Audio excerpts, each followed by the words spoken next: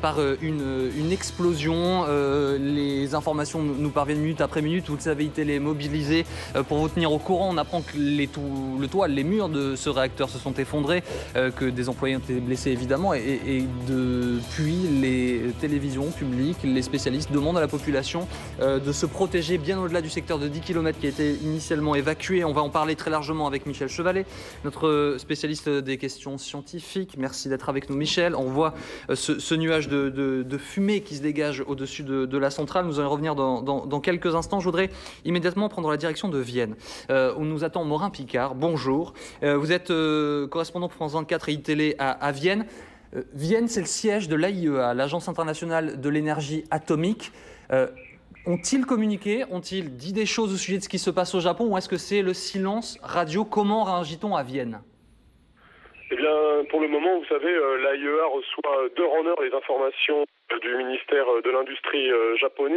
Les informations passent sans aucun problème entre Vienne et Tokyo. Et évidemment, les experts de l'AIEA sont extrêmement inquiets, mais d'un autre côté, ils connaissent très bien la centrale de Fukushima, puisqu'il y a des inspections qui ont lieu de la part de l'AIEA au Japon, comme dans les autres puissances nucléaires dans le monde, tous les ans, de manière tout à fait régulière. Et les normes de sûreté japonaises sont connues pour être parmi les plus élevées dans le monde. Faut-il s'étonner de cette forme de silence? Non, c'est tout à fait normal. Une opération de secours de grande ampleur semble être en cours en ce moment même autour de la centrale de Fukushima. Tous les moyens sont mobilisés pour rétablir le courant et pour apporter du liquide de refroidissement, puisque ce sont les deux principaux problèmes autour du réacteur numéro 1 en ce moment. Est-ce que selon vous, vous qui suivez les travaux de l'AIEA au quotidien, est-ce que selon vous, il faut s'attendre à des explications, à des déclarations dans ces prochaines minutes, ces prochaines heures pour y voir un petit peu plus clair? Eh bien, on va peut-être avoir des explications un peu plus précises de la part des autorités japonaises, mais maintenant le problème est assez clair pour le moment. On ne risque pas une explosion nucléaire comme ce fut le cas à Tchernobyl en 1986, puisque le réacteur a été automatiquement arrêté dès la première secousse du tremblement de terre hier matin. C'est très important, il faut le préciser.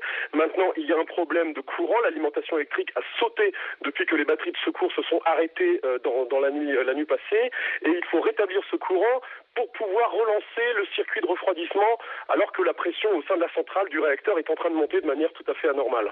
Est-ce que ce qui se passe au Japon, et que vous suivez, je rappelle, vous suivez les travaux de l'AIEA quotidiennement, cette agence internationale de l'énergie atomique, est-ce que cela vous inquiète vraiment? Est-ce que vous pensez que l'on va vers une catastrophe nucléaire comme on a pu le connaître il y a 25 ans à Tchernobyl?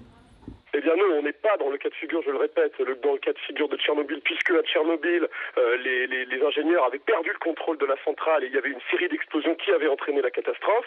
À Fukushima, le réacteur s'est arrêté automatiquement hier matin dès la première secousse du tremblement de terre, comme la plupart des autres réacteurs japonais. C'est une interruption automatique prévue à l'avance. Seulement, le problème, c'est que le tsunami qui est survenu immédiatement après le tremblement de terre a endommagé les générateurs qui permettent d'entretenir le refroidissement du réacteur, et c'est maintenant le problème principal des opérations de secours en cours. Il faut rétablir le fonctionnement de ce circuit de refroidissement pour faire baisser la température qui est montée de manière très élevée au sein du réacteur et qui pourrait entraîner une propagation de radioéléments dans l'air, et c'est le principal problème à l'heure actuelle, c'est l'élévation anormale de la radioactivité au sein du réacteur, qui, je le répète, n'est pas encore détruit. Selon vous, selon les éléments dont vous disposez donc à l'heure actuelle, si on se projette, que peut-il se passer là dans l'immédiat? Eh bien, on n'est pas dans un cas de figure où une explosion majeure pourrait survenir. L'explosion dont tout le monde parle depuis un peu plus d'une heure est une explosion qui s'est produite à l'extérieur de l'enceinte extérieure de confinement. Un réacteur nucléaire, si vous voulez, c'est un petit peu comme des poupées russes. Vous avez plusieurs enceintes de confinement, et même si une explosion se produit à l'extérieur de l'enceinte extérieure, cela ne veut pas dire du tout que le réacteur est détruit et que les éléments radioactifs sont en train de se propager dans l'air. L'explosion qui s'est produite à l'extérieur est probablement survenue alors que des ouvriers étaient en train d'essayer de rétablir le courant qui lui-même avait été endommagé par le tsunami. Et c'est probablement une explosion sans importance, même si les murs extérieurs se sont effondrés comme on l'a vu. Il reste encore au moins 2 enceintes de confinement tout à fait sûres, et le réacteur n'est pas en train de fondre. Merci beaucoup Morin Picard. Je rappelle donc que vous êtes correspondant France 24, iTélé à Vienne, que vous suivez les travaux quotidiennement de l'Agence internationale de l'énergie atomique. Michel Chevalier qui est en plateau avec moi, vous écoutez avec beaucoup d'attention. Ouais. Et je vous voyais valider de la tête ce qu'était en train de nous dire Morin Picard. On va réexpliquer comment fonctionne cette centrale nucléaire et ce qu'il est en train de se passer selon vous sur place, Michel. Alors, on va essayer de faire clair. Alors, première information, parce que nous aussi on grappille